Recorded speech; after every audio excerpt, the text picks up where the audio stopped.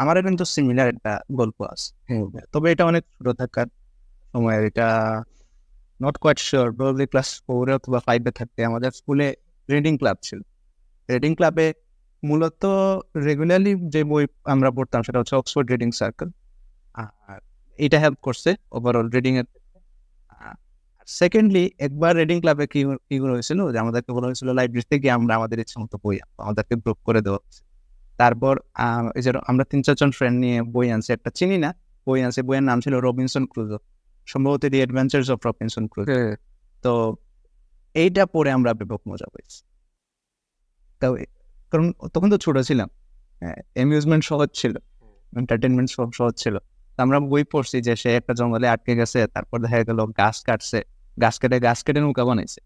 আর আমরা হাসা শুরু করছি যে কিছু নাই, তার সে জঙ্গলের মধ্যে গাছ কেটে নৌকা বানানো শুরু করছে, তারপর নদী পার হচ্ছে, এইগুলো আর কি। এত বেশি মজা লাগছে যে এই ঘটনার পর আমি আমার আব্বাকে নিয়ে আলিগড় লাইব্রেরিতে গিয়ে এক কপি এটা কিনে আনছি, এই বইটা রবিনসন ক্রুজো। যদিও পড়া হয় নাই, কারণ তখন তো আরো ছোট ছিলাম, পড়ার অভ্যাস কম ছিল। বাট স্টিল এই যে রিডিং ক্লাবের বিষয়টা কিন্তু পড়ার ভয়টা দূর করছে।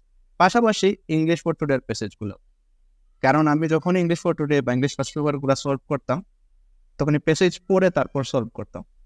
প্রথমে একবার প্যাসেজ পড়তাম, তারপর সলভ করতাম।